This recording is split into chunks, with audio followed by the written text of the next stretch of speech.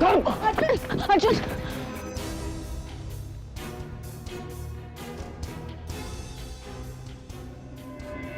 वेळेवर आलास. ऍक्च्युली तुला एकटीला सोडायला नको होतं. हे चेन.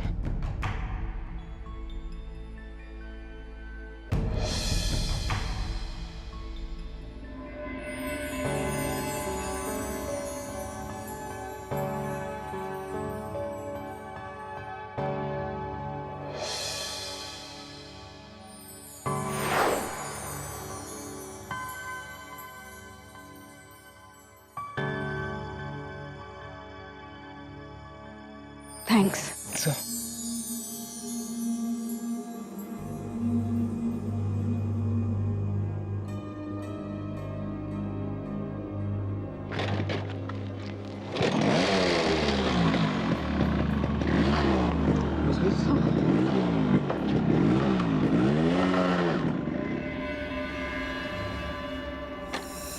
शिट.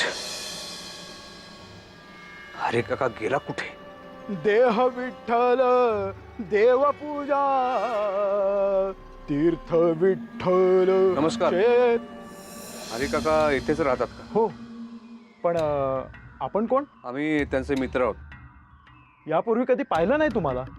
नाही, ते आजारी आहेत असं कळलं म्हणून भेटायला आलो होतो. हो ते आजारी होते पण डिस्चार्ज दिल्यावर ते गावी गेलेत आराम करण्यासाठी. बरं त्यांच्यासाठी काय निरोप आहे का? नाही, इट्स ओके.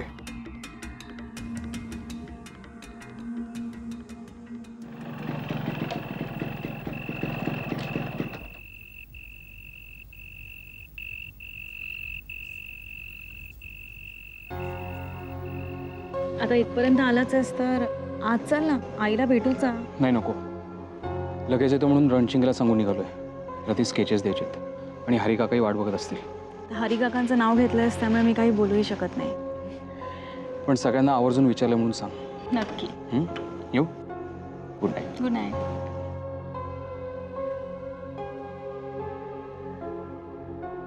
बाय. बाय.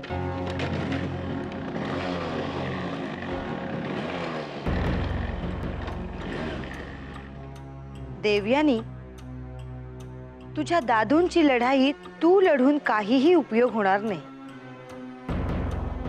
मग मदतीला ह्या इन्स्पेक्टरला घे, नाही तर आणखीन कुणाला.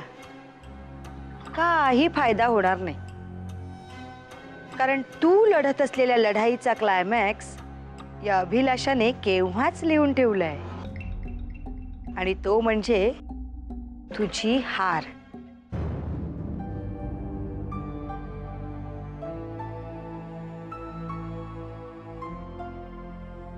देऊ केवढा उशिरा. काळजी लागून राहते ना, एक फोन तरी करायचास. अरे काका, अर्जुन असताना कशाला काळजी करायला हवी? बर स्केचेस बरोबर काढली? त्यासाठी हरी काकांनी करेक्ट वर्णन करणं आवश्यक आहे. दोन्ही गोष्टी झाल्यात. काका, हरी काकांची मेमरी इतकी स्ट्रॉंग असेल मला वाटलं नव्हतं. देऊ, पण तुला काय वाटतं स्केचच्या सहाय्याने अर्जुन त्या माणसांपर्यंत पोहोचू शकेल? काका, अर्जुन बरोबर राहून राहून पोलिसांचं जग मलाही थोडं थोडं आता कळायला लागलंय. त्यांचं नेटवर्क इतकं स्ट्रॉंग असतं की आपल्याला तशी अपेक्षा करायला काहीच हरकत नाही. खरंय, माझ्या तरी या अर्जुनकडनं खूप अपेक्षा आहेत बाई. बाबांना सोडवण्यासाठी बिचारा किती धडपडतोय. त्याचा तपास कुठपर्यंत आलाय देऊ?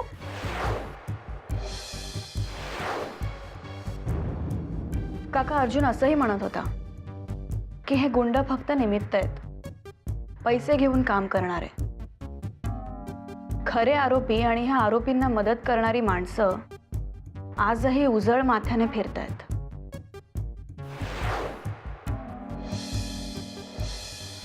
पण आता अर्जुन पुढे काय करणार आहे? म्हणजे खऱ्या आरोपींपर्यंत पोहोचण्यासाठी त्यांनी काय विचार केलाय? खरे आरोपी सगळ्यांनाच माहिती आहेत. गरज आहे ती फक्त पुराव्यांची. देव, तू म्हणतेस ते खरं असेल तर मग तुम्हाला दोघांनाही सावध राहायला हवं. कारण तुम्ही जसे आरोपींच्या पालतीवर आहात तसंच तुमच्याही पाळतीवर कोणी असण्याची शक्यता नाकारता येत नाही.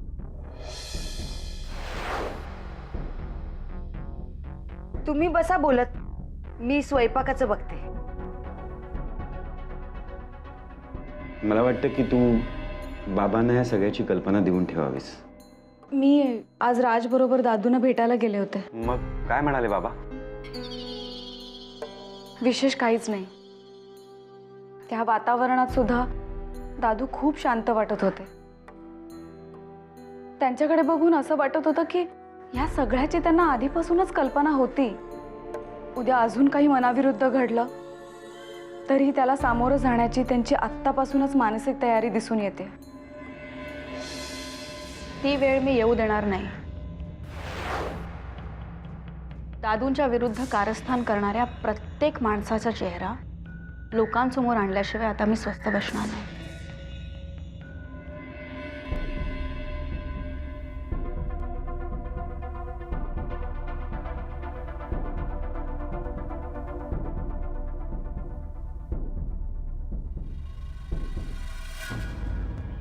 यापूर्वी मी यांना कधीच पाहिलं नाही. याचा अर्थ ते नामचीन गुंड नाहीत. पण काहीही करून मला या दोघांबद्दल सविस्तर माहिती हवी आहे. तू त्याबाबत चिंता करू नकोस. मी ताबडतोब सर्व पोलीस स्टेशनला इन्फॉर्म करतो. नाही, अजिबात नाही. हे बघ, ही केस वेगळी आहे आणि आपल्या डिपार्टमेंटमधला माझा सर्वात विश्वासू मित्र आहेस तू, म्हणून हे काम तुला सांगतोय. म्हणूनच सांगतो, चिंता करू नकोस. तुझ्या या केसमागील इमोशनची मला कल्पना आहे. आणखीन एक, आपल्या राजे शिर्केंच्या माणसांची पाळत आहे याची तुला कल्पना नसेल. पोलिसांमधल्या काही जणांना त्याने विकत घेतलाय. तेव्हा तुझ्या आजूबाजूचा कुठलाही स्टाफ हा राजेश शिर्केंचा माणूस असू शकतो. अर्जुन, हे राजेश शिर्के जसे तुला विकत घेऊ शकले नाहीत ना, तसे मला सुद्धा विकत घेऊ शकत नाहीत. राहिला प्रश्न या दोघांचा, तर त्यांचा तपास मी स्वतःच करणार आहे. माझ्यावर विश्वास ठेव. विश्वास आहेच, पण त्यासोबत अपेक्षाही खूप आहेत. मी या केसचा तपास पूर्ण झाल्यावर तुला फोन करीन. Bye bye.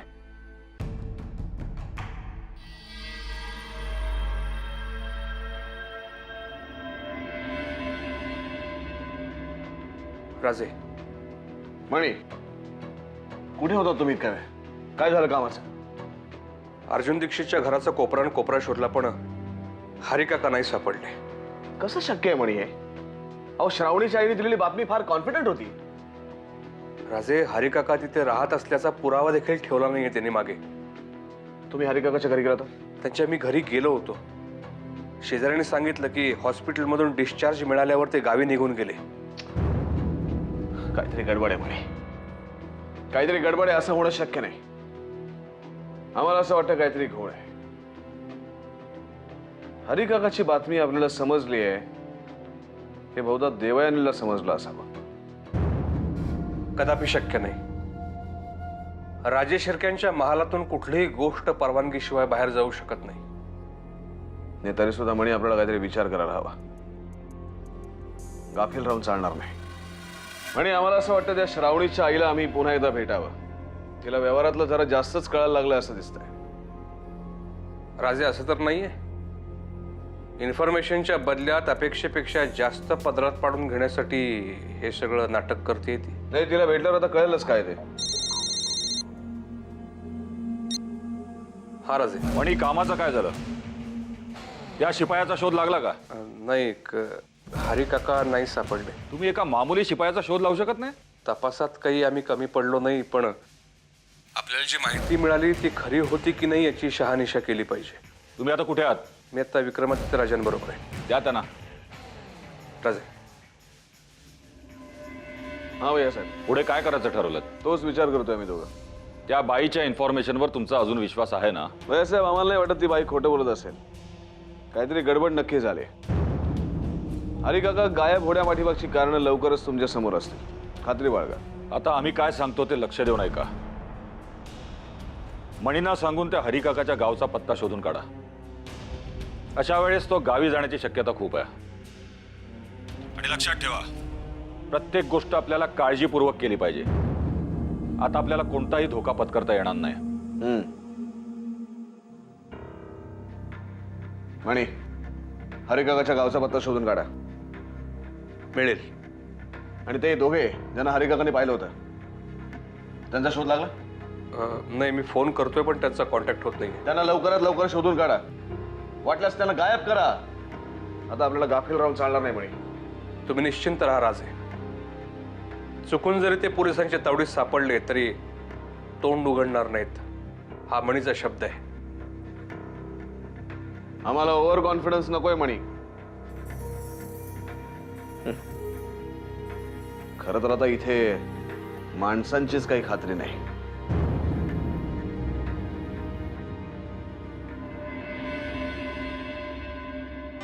हॅलो, हा मी साक्षी देशमुख बोलतेय. तुमच्या मुलाच्या ट्युशनबद्दलची ॲड मी आजच पेपरमध्ये वाचली. माझं ग्रॅज्युएशन पूर्ण झालंय आणि मी नुकतीच.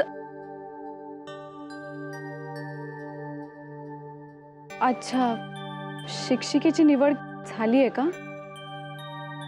ठीक आहे.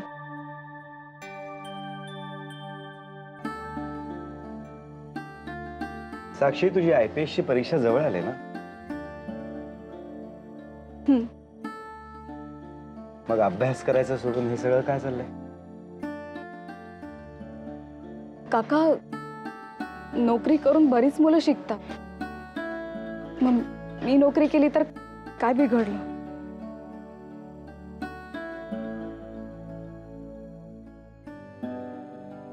अभिलाषाचं कालचं बोलणं मनाला लागलंय ना खूप.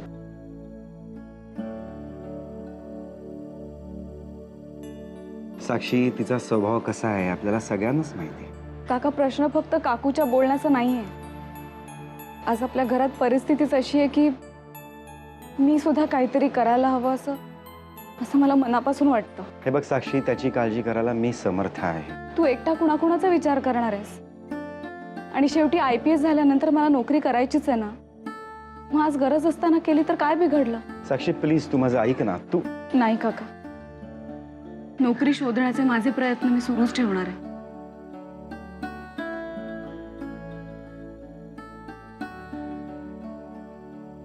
ठीक आहे.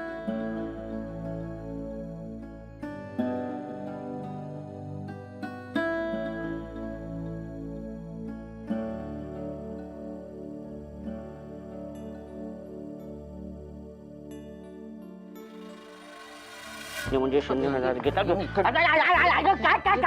काय हिशोब कसले करतोस? पेन इकडे ऍड करतो आणि तरी बरं डबे जास्त नाही येत म्हणून. हे बघ काकू, तुला सांगतो, माणसाने हिशोबात एकदम चोख असलं पाहिजे. आता कोणाचा हिशोब राहिला करायचा? बघा, देसाई राहिलेला आहे. देसाईवर मला आता आठवलं. त्या देसाईने ते 4 मित्र इथे येणार आहेत त्याचे जेवायला. त्यांना पण तू डबा देशील का असं तो विचारत होता. साफ नाही म्हणून सांग. हे डबे बनवताना नाकी नऊ येतात माझ्या. एक तर हे डबे बनवायचे आणि चोचले पुरवायचे. सांगितले कोणी? अरे मी काय म्हणतो काकू, काय? एक बेस्ट आयडिया आहे माझ्याकडे. काय? मी काय म्हणतो, त्या चोचल्यांचे आपण एक वेगळे पैसे लावून टाकू ना. अरे तू ऐकून काकू, मी काय म्हणते, काय हरकत आहे? म्हणजे लोक आपणहून विचारतात आहेत ना. मग ह्या 4 डब्यांबरोबर आणखीन 4 डबे. एवढं सोपं नाही ते. काय अडचण आहे? अडचण ही अडचण. आता मी काय केलं? काय केलं काय? काल साठ्यांच्याकडे गेला होता आणि त्या भाजीवर ना वादविवाद करत 2 तास बसला होता. मग पुढच्या डब्यांचं काय? ते रुपाशी राहिले. ते कसा धंदा वाढवणार कसा? तू ये काकू, हे बघ, तुला डबे पोचवायचे नसले तर नको पोचवूस. हे उगीच ना विषय नको वाढूस. काय डबे पोचवते? म्हणजे काय? अरे तू डबे पोचवतोस? नाक राग आहे नुसतं तुझ्या. काय बोलीस? मी काय बोलले? मी डबे बनवेन आणि तू पोचवत नाहीस तर मी काय करू?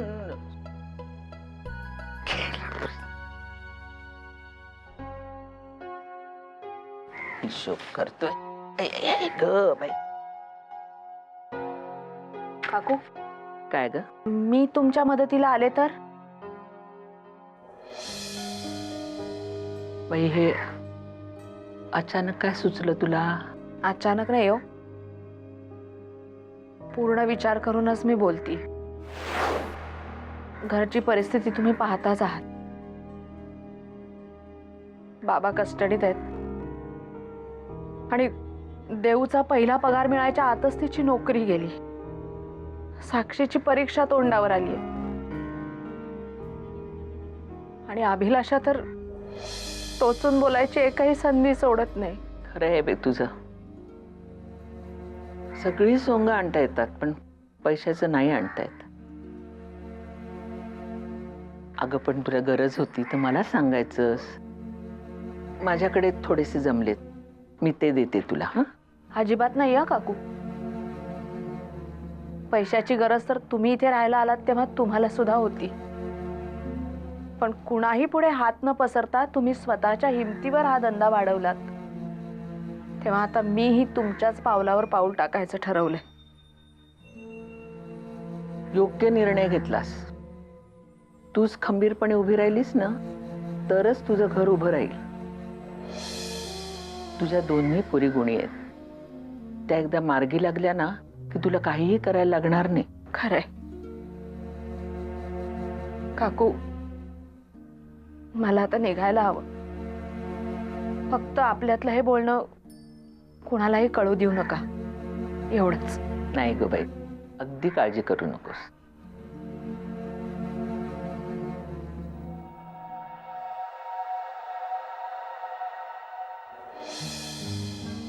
आई, साक्षी नोकरी शोधते हे खरं आहे का? तुला कोणी सांगितलं? काकाने सांगितलं. मला काहीच माहिती नाही, पण मी म्हणते साक्षीला गरज काय नोकरी शोधायची? आई, तिला एकदा जरा समजा. विचार तिला का करते ती असं. विचारते ना, चांगली खडसावून विचारते. IPSचं एवढं महत्वाचं वर्ष आहे तिचं, गरज काय तिला नोकरी शोधायची? आहे. आई, गोदा काकू बरोबर तू डबे बनवण्यापेक्षा मी नोकरी केली तर काय बिघडलं? साक्षी, आणि तसंही पुढे IPS झाल्यानंतर मला नोकरीच करायची आहे ना. आई तू पण? अगं साक्षीच्या बोलण्याकडे काय लक्ष देतेस तू? मला एक गोष्ट कळत नाहीये, मी असताना तुम्ही दोघी हा विचार तरी कसा करता? आणि एक नोकरी गेली म्हणजे काय दुसरी मिळणार नाही असं आहे का? आई, देव, हे बघ, तुझं नाराज होणं मी समजू शकते ग. अगं गोदा काकूला स्वतःचं जवळचं असं कुणीच नाहीये, पण तुला मी सुद्धा तेच म्हणत होते. तू गप्प बस. देव, अगं हो, मला माहितीये, मला एक नाही तर दोन मुलगे आहेत.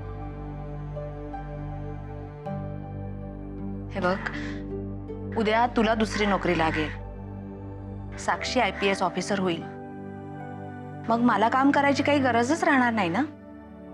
उलट तुम्ही दोघींनी कमावलेलं मी बसून खाणार. देव, असे चांगले दिवस यायच्या आधी कष्टाचे दिवस काढायलाच लागतात ना. मी सध्या तेच करतेय, बाकी काही नाही. देव, तू नाराज नको ना होस. देव, देव, सॉरी.